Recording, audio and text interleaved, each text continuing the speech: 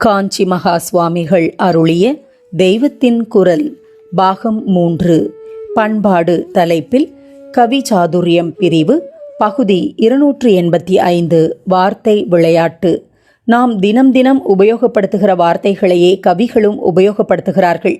ஆனாலும் நம்முடைய பேச்சிலே கிடைக்காத அலாதியான நயம் அவர்களுடைய எழுத்திலே உண்டாகிவிடுகிறது. நவரசங்களிலும் உயர்ந்த பக்தி பாவங்களிலும் உத்தமமான எண்ணங்களிலும் நம்மை கொண்டு போய் சொருகி ஆனந்தத்தை உண்டாக்குகிற சக்தி கவிகளுக்கு இருக்கிறது. அலங்காரம், இதை தமிழில் அணி என்று சொல்வார்கள். அப்படி அலங்காரம் பண்ணினால் எப்படி சுமாராக இருக்கிற ஒரு பெண் கூட அழகாக ஆகிவிடுகிறாளோ, அதே மாதிரி இந்த கவிகள் நாம் சாதாரணமாக உப்புச்சப்பில்லாமல் உபயோகிக்கிற வார்த்தைகளையும் கருத்துக்களையும் தங்களுடைய சாதுரியத்தால் அலங்காரம் பண்ணி அழகான கவிதைகளாக காவியங்களாக ஆக்கிவிடுகிறார்கள்.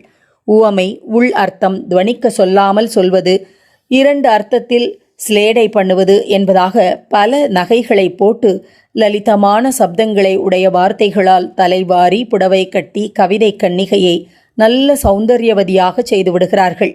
அதனால் கவிதையை அழகுபடுத்தும் விதிகளை தரும் சாஸ்திரத்துக்கு அலங்கார சாஸ்திரம் என்றே பெயர். தமிழிலும் உவமை அணி, ஸ்லேடை அணி என்றெல்லாம் அணி என்றே சொல்கிறோம். தமிழில் உள்ள அணி நூலுக்கு தண்டி அலங்காரம் என்றே பெயர். தண்டி என்பவர் 1200 வருஷத்துக்கு முந்தி காஞ்சிபுரத்தில் இருந்த சம்ஸ்கிருத கவி. கவிதா சாஸ்திரத்தை பற்றி சம்ஸ்கிருதத்தில் காவ்யாதர்சம் என்ற புஸ்தகம் எழுதியிருக்கிறார். அந்த புஸ்தகத்தை பேஸ் பண்ணி பெரும்பாலும் அதையே தழுவி 800 வருஷத்துக்கு முன்பு தமிழ்நாட்டில் ஒருவர் எழுதியதுதான் தண்டி அலங்காரம். கவிகள் அழகுபடுத்துவதில் 2 தினுசு அபிப்பிராயங்களின் உயர்வினால் அவற்றை வெளியிடும் வார்த்தை நயத்தால் நம்மை நெஞ்சை தொடும்படி உள்ளத்தை உருக்கும்படி கவிதை பண்ணி அதனால் படிக்கிறவனும் உத்தமமான உணர்ச்சிகளை பெறும்படியாகவும் உயர்ந்த கருத்துக்களை சிந்திக்கும்படியாகவும் செய்வது ஒன்று. இன்னொன்று வார்த்தைகளை சப்தங்களை விசித்திரமாகவும் வினோதமாகவும் சொல்லி விளையாட்டு பண்ணி நாம் அதில் பிரமித்து குதூகலித்து சந்தோஷப்படும்படி செய்வது. இதிலே மனசை உருக்கும்படியாகவோ அறிவில் நமக்கு சாஸ்வதமாக உயர்வு தரும்படியாகவோ எதுவும் இருக்காது. ஆனாலும் ஒரு அபிப்பிராயம் நம் மனசில் நன்றாக பதிவதற்கு இது உதவுகிறது.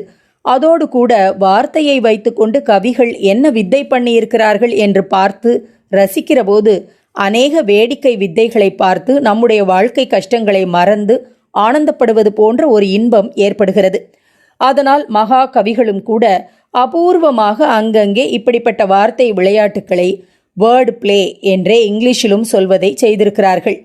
ஒரு அர்த்தமும் சரியாக தெரிவிக்க தெரியாமல் கண்ணா பின்னா என்று நாம் வார்த்தைகளை சொல்கிறோம் என்றால் அதே வார்த்தைகளை அவர்கள் நூதனமாக அர்த்தம் கொடுக்கும்படி சொல்வதை பாராட்டத்தானே வேண்டியிருக்கிறது.